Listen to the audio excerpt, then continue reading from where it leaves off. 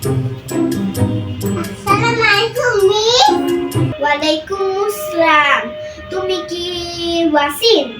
হ্যাঁ মিস, আমি আসিম। তুমি আমার কাছে প্রাইভেট পড়তা না?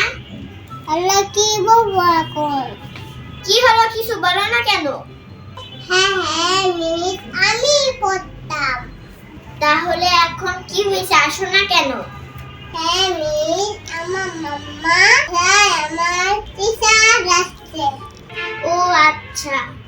আমি কি তোমাকে খারাপ পড়াতাম? বাসায় টিচার রাখা লাগবে কেন? আমি জানি না, আমার মাম্মা জানে।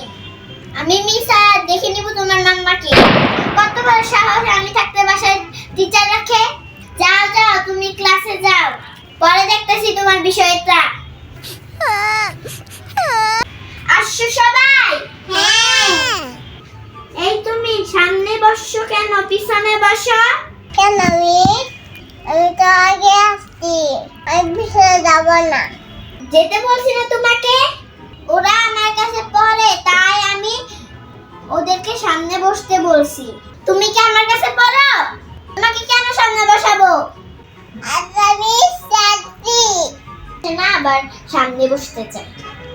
আমি তা কখনো হতে দিব না। সবার কি লেখা হইছে? না মিস, আমি পারি নাই। কেন পারো নাই? তোমার মাম্মা না বাসায় টিচার রাখছে, তোমাকে পড়ায় না? আসলে মিস, এখনো এটা পড়ায় নাই। আমার কাছে যারা পড়ছে তারা সবাই পারে, দেখো। তোমার মা বেশি বুঝে।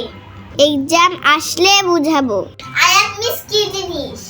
তোমাদের এক্সামের খাতা তো আমি দেখি, তাই না? তখন বুঝাবো। তোমার মাকে আমার সাথে কথা বলতে বললো। আচ্ছা মিস, ঠিক আছে। প্রায় স্কুলগুলোতে এই কাজ হয়। প্রাইভেট না পড়লে পরীক্ষার নাম্বার কমিয়ে দেয়। আল্লাহ হাফেজ।